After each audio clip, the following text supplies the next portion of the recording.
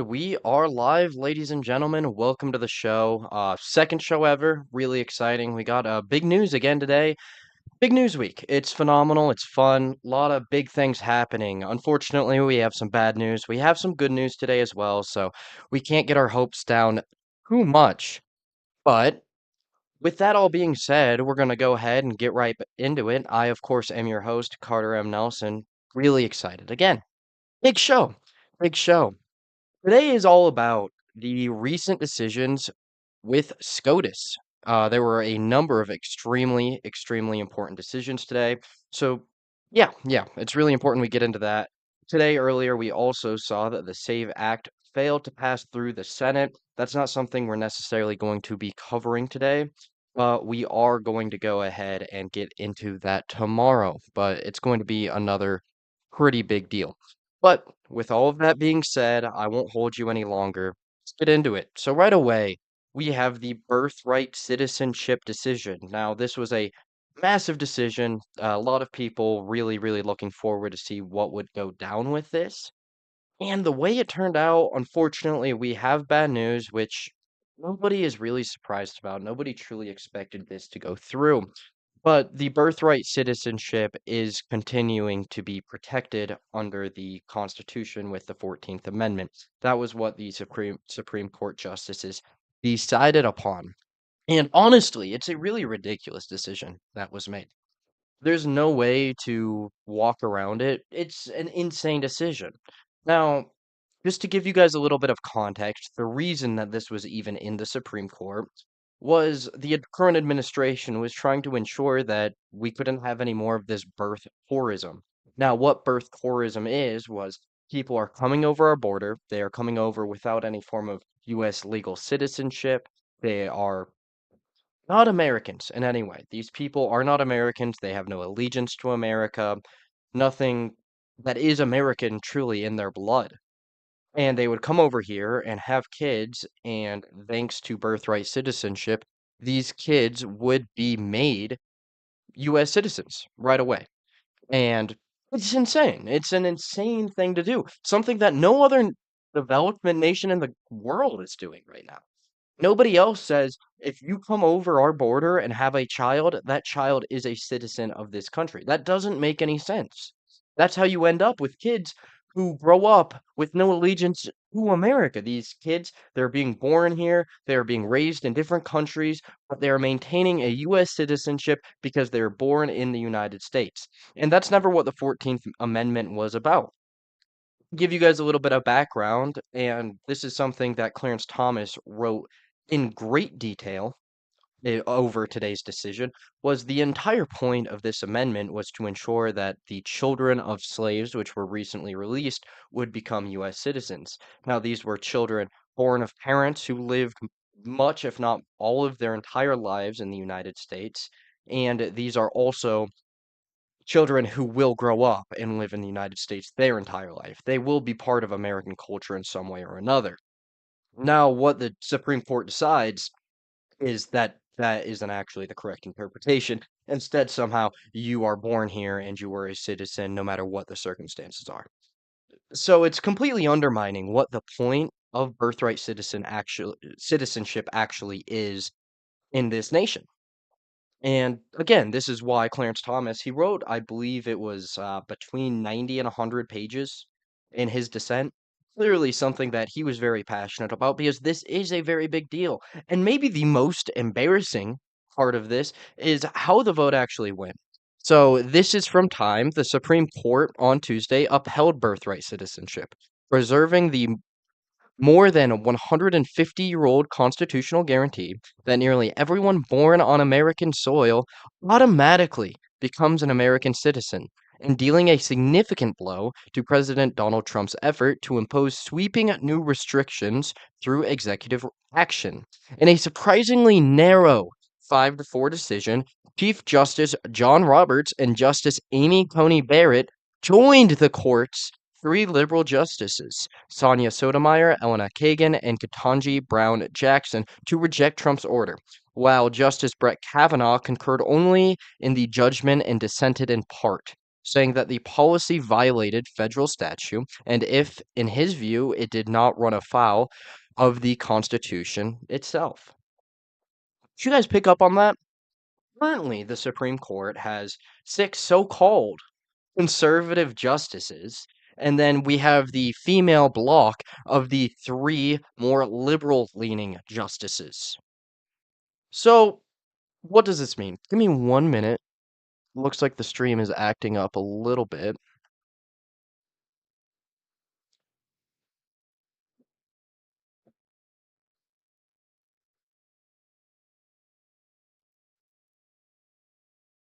Okay, okay. I think it should be all right. Yeah. Sorry, there's a little bit of latency, but it should not be too bad. Yeah, yeah, we're good. So, back to what I was saying. Apologies for all of that. So again, the Supreme Court has so-called six conservative justices, six, which means any bill that we throw at them, or any decision that is thrown at them, not bill, excuse me, but any decision that they are supposed to be making should go to the conservative way. Because again, we have a 6-3 majority, and then the female bloc. Guess what? Half of these so-called conservative justices are in no way conservative. They have no interest with conserving the nation. Of course, Amy Coney Barrett, somebody who, by the way, Trump appointed, maybe now looking back, one of the biggest disgraces of what the Trump presidency has been. And now all of a sudden we're looking at this and she's not a conservative in any way. This is a woman who was appointed by Donald Trump. But no, no. Of course she's going to vote with the female bloc. It's like, come on. Come on. I mean, nobody's surprised by this. Amy Coney Barrett, of course, has two adopted Somalian children herself. This is not some American patriot. No, this is a traitor. This is a traitor towards America. And anybody who voted against this is a traitor towards America, but especially someone like Amy Coney Barrett, who was appointed by Donald Trump to be a conservative on this court, to be somebody who's actually going to uphold America and prevent anchor babies. But no, no, Amy Coney Barrett and her Somalian children, excuse me, Amy Coney Barrett and her Somalian children go the way of the female bloc. And come on, we've just repealed the 19th already. How much evidence do we need? Genuinely, how much evidence do we need before we are going to be willing to repeal the 19th? These women are consistently voting in the way of disregarding our nation. Out of what? Empathy? This is the same reason why you look at national voting records. Republicans would easily win every single election, every single year, outside of like two states, I believe, one of which being BC. But these women, they all vote liberal. And why do they all vote liberal? Because it's the more empathetic decision. We need to do what is right, right? We need to let all these illegals in. These poor illegals, they're just they're just getting treated so poorly in their home nation. And it's our responsibility to take them in. No! What are we talking about? These illegals, the reason their nation is falling apart is because of the way they vote, because of the way they act. It's their culture that destroyed their nation. So what? We're going to bring them over here and allow them to destroy ours? Make our nation a third world country like theirs was? I'm sorry. I personally don't support that. I don't care if it's the not empathetic thing to do. I don't want people in masses coming over here with different cultures, with different allegiances, because it's the empathetic thing to do. No, no, these women, man, they're out of control. We got to control our women. Like, come on. It's insane. It's insane that this is the way that our country is ran. Why do we have four women on the Supreme Court? Obviously, this is a bad decision. Obviously, this isn't going the right way. It's terrible. It's a terrible idea. We need change. We can't let this continue, but it sucks because obviously these Supreme Court justices, they're confirmed for life. Trump's mistake by putting Amy Coney Barrett onto the court, now it's a lifelong mistake. This is somebody who's going to be on our court for likely 40, 50 years from now. That's how long the impact of Trump's failure will continue in this nation. So Amy Coney Barrett and her Somalian children end up being the reason why birthright citizenship is upheld to the word of the law.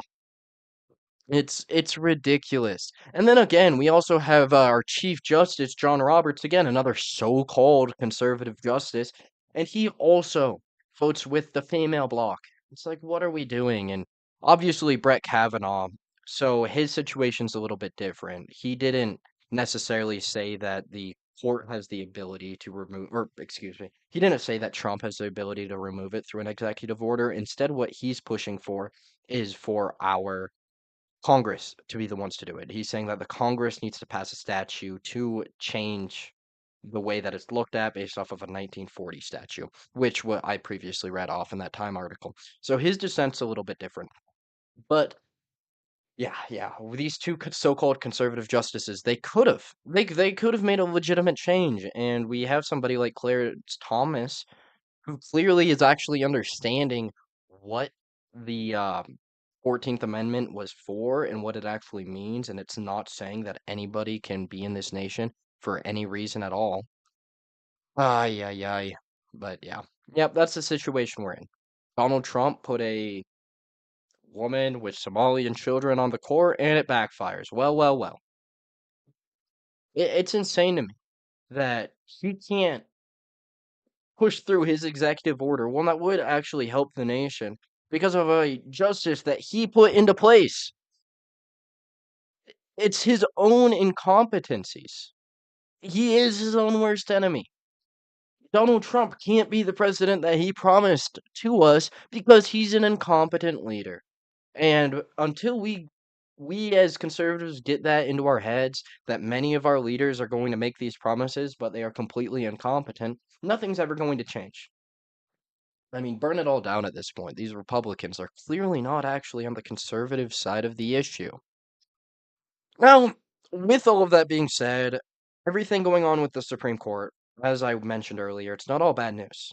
We have some positive things going on. For one, asylum seekers. There was a major decision in the last, I believe it was either yesterday or the last couple of days, that asylum seekers we no longer have to process every single one. And why is this a big deal?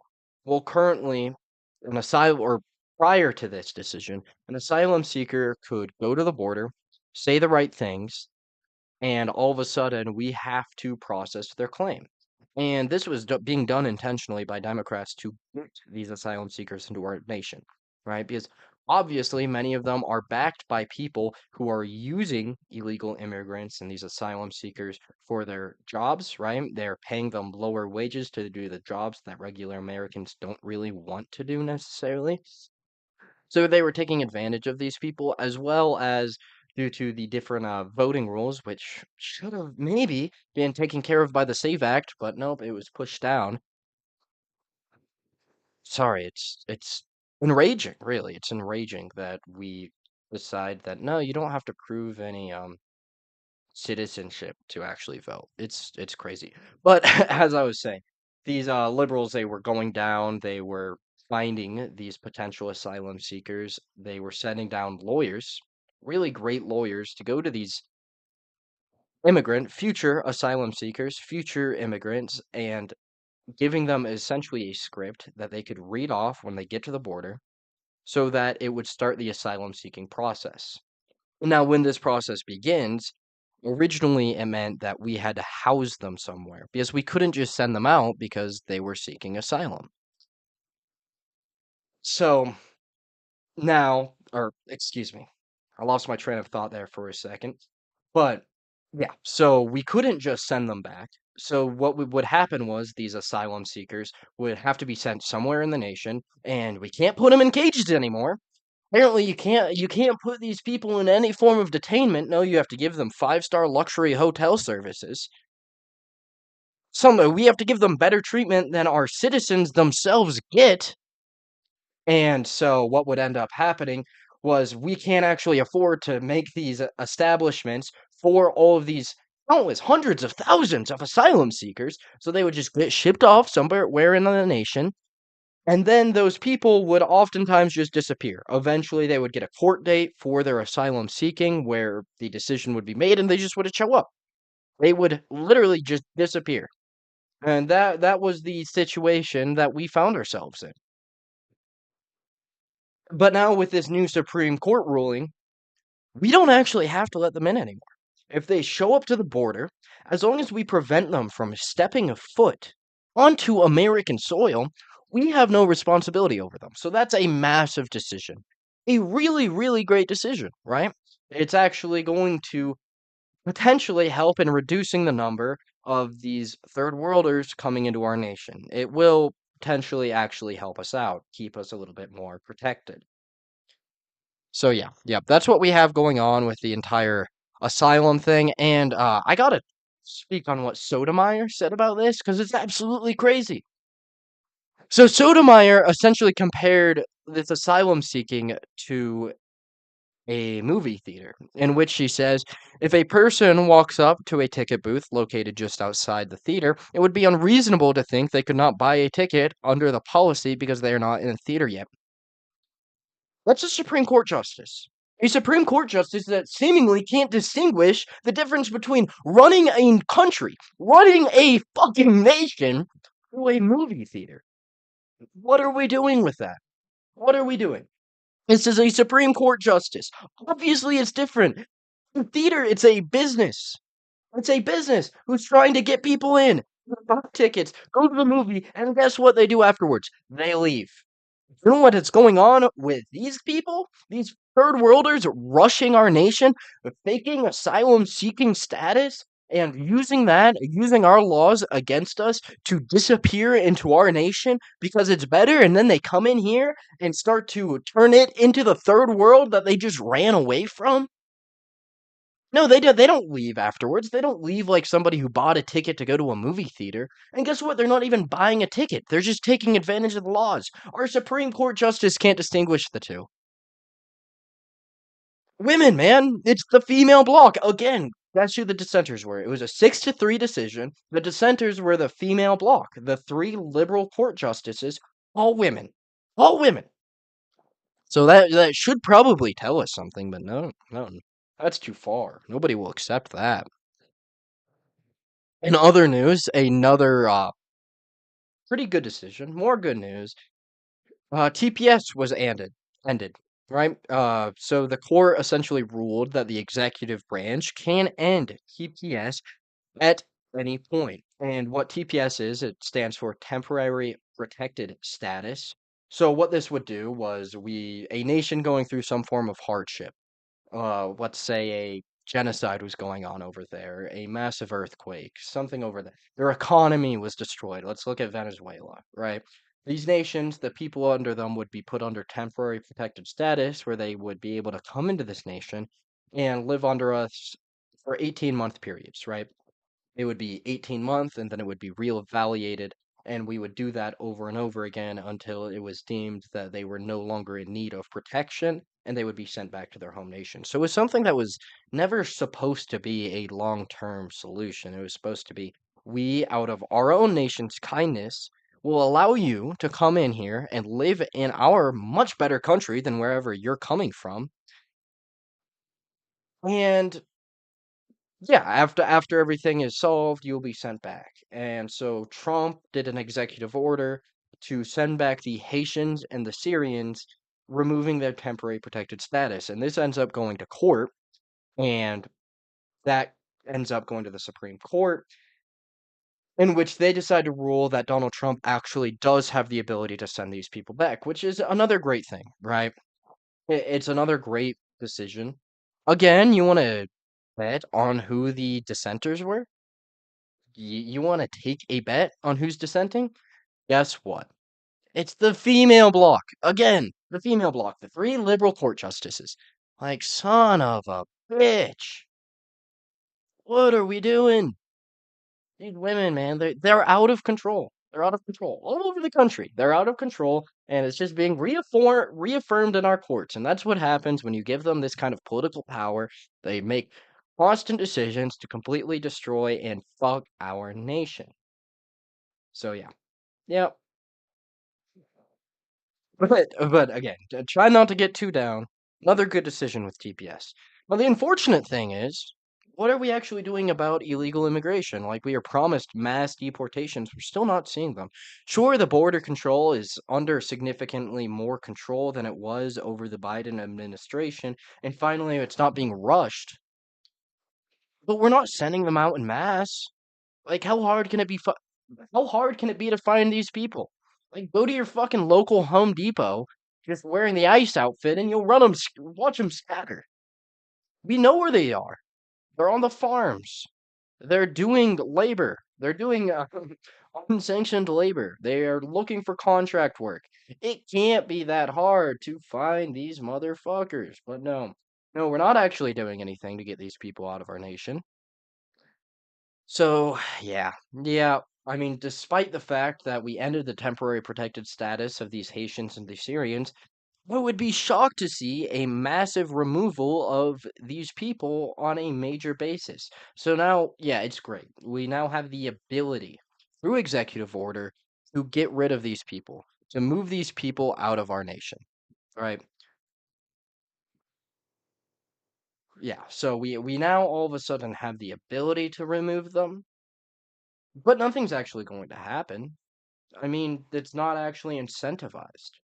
Our government has no incentive to truly remove these people. Sure, it's what the people support, and sure, it might reduce crime rates, but that just doesn't matter to them because what these people also represent is cheap labor. The massive business groups in the Midwest, the massive farmer packs, they're not supporting the removal of these people in any way. They don't want this to happen. The people who are funding our politicians, they don't want the removal of these illegals en masse. Because a removal of these illegals en masse, guess what that means? That means less cheap labor. They have to find Americans that they're actually forced to pay a fair wage to. People who aren't going to accept $3 an hour because they're not coming from a third world shithole. No. But these different packs, they don't actually want to see this happen. So let's say our politicians do something about it, they lose their funding. They lose their funding, they don't get elected, they lose what makes them their money. And that's all that matters to them. It's their money. It's not about me and you. It never was about me and you. This entire time, it was purely about the money. And that's why we can't vote for these people anymore. It's always about the money. And you know how we take away their money? We don't put them into power. We don't give them their office. We tell them if you won't do anything about immigration, we don't care how good your campaign is. We don't care what promises you make. If you're not going to take action and actually try to get these illegals gone, try to get rid of the Haitians, try to get rid of the Syrians, we won't vote for you. If you're not going to send ICE agents to the Home Depot and prevent these people from working, we're not going to vote for you. That's how simple this should be. We can't vote for these politicians who don't actually support American interests anymore. No, we have to find true American first candidates. And that's what it's about.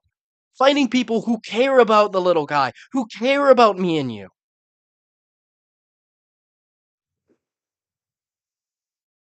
But yeah, despite the Supreme Court victories, it is almost certain that nothing's going to happen. These Republican these Republicans in office, they're not actually doing the work. They're not doing the hard part. Sure, they're doing things that look good. Look, we're going to revoke TPS. We're not going to let these refugees in just because they said the right things to our border patrol. But it just they're not willing to do the hard part, which is actually send them back. I don't want to hear Spanish at McDonald's anymore. I don't want to go through the fast food line and not being able to understand the person who is selling me the product. I would like us to be able to communicate with each other. I'm tired of seeing illegal immigrants come into this nation, burn the US flag, and fly the Mexican flag. I'm sorry. I'm so sorry for these people who live in these terrible places, but we have our own issues. And if you're going to come into our nation and turn it into all the reasons your nation failed. I don't want you here. It's more than just a cultural problem. They don't mix with us. They simply don't. They don't assimilate into our culture. Their children don't assimilate into our culture. Many of their children grow up hating our culture, hating our country. That's the viewpoint these people are coming from. They they have a legitimate issue with the American people, with the American citizen. They don't like us. So why? Why is it our problem to take care of them? No, no. That is no longer something that we are supporting. No, no. It's a crazy world, man. It's a crazy world.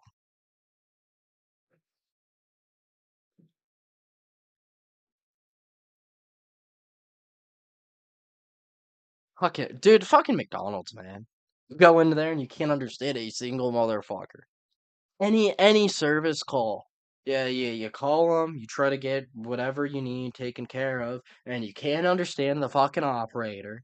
You go to 7-Eleven and you got the fucking ding ling ling ling music going in the background. You got this Indian dude who's the only word in English he knows is, "Oh, thank you for coming."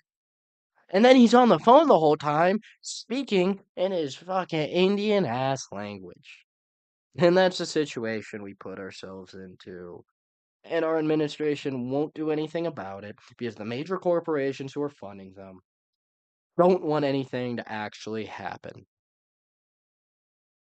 So yeah, yeah, great. It's really great. But one last piece of decent news for you guys. Another major Supreme Court decision was made, and that is on the lines of transgenders in women's sports. Basically, what happened was a number of states passed laws to prevent transgender athletes or non-biological females from competing with the biological females, which should be obvious. Protect our women.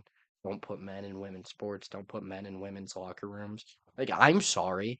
I'm tired of these clearly mentally ill people everywhere. I don't really care if they get to play the sport in the league they want to. Like, I'm sorry you were terrible at being a guy, but you don't get to take advantage of women because of that. That's that's not a legitimate choice that they should get to make. All right. And so this ends up going to the Supreme Court because obviously a number of people were extremely upset by the idea that only women can play in women's sports. Because again, we're in a mentally ill, decaying nation. We're living in the fall of Rome. But the Supreme Court actually backs it up and says that women are protected under, a multitude of legislators such as Title IX, and their league is protected, and there's no reason why biological men would have a constitutional right to compete with the women. Why is this even in the Supreme Court? How far have we fallen? How far have we fallen? Why are we letting mentally ill sexual degenerates take advantage of us? Why do they have any power in this nation? These people are voters too. Like, look, I'm tired of the illegals. I think I might be tired of these deranged white people more. Like, man, they don't have enough crap going on in their lives, so they're like, yeah, I'm gonna just be a sexual degenerate and wear a mini skirt out in public and cover myself in makeup. And it's like, what are you doing? You're a fucking clown. Your life is being a clown. That's all you're good for. You're a clown. We can get rid of the illegals. We can send them all back, but these degenerate, mentally broken whites are just as bad, if not worse, for our nation. Damn Jews are right about us, man. That's the biggest black pill of all. The Jews were right about us goyim. I hate to say it. I hate to say it. I love my white brothers and sisters. In fact, I love my goyim, all my goyim brothers and sisters. But I mean, come on. Maybe they were onto something. Like, all they had to do was push a little bit of radicalization about gender studies into the white populace, and we jumped all over that. All they had to do was push feminism, and all of a sudden, half our Supreme Court is female justices who consistently vote against the American people. Like, they created this, and they bet on the Goyim being so stupid that we would just go along with it. And guess what? They were right. They were right. We did. That's the situation we're in. So, they were right. I don't really know what to do from now. Major black pill. Major black pill. Feeling very black pill today. Incredibly, incredibly black pill today. So now, yeah, it's really not a fun time. No, no, not at all. They took advantage of us. They played on our stupidity. They played on our women's empathy, got women into power, used those women to push the destruction of our nation through their empathetic beliefs, and now here we are. And the only clear option is what? Get rid of the 13th? How are we gonna do that? How would we potentially do that? Or 19th, not the 13th, excuse me. How we can't actually get rid of the 19th. It's not realistic. So what? We have to convince these women to stop just blowing up our nation. Good luck with that, guys. That's your job. I don't want any part of this. I don't want to deal with the Floyds. I'm tired of them. I've spent enough time around women. I don't want to interact with them anymore. So you guys can take care of the Floyd issue. I'm gonna put that on all of you. Tell them to stop destroying our nation. Because when I tell them it, they don't like it. They get upset. So it's on you. It's on you. So yeah. Good luck with that. Good luck with that. And on that note, I am going to go ahead and end this episode. Thanks again for watching. If you made it to this point, please like and subscribe. It really does help out. So that would be amazing. So just quick reminder there.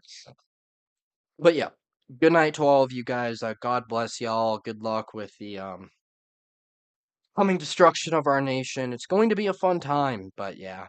That's going to be wraps for us tonight. So long. Peace out. And God bless y'all.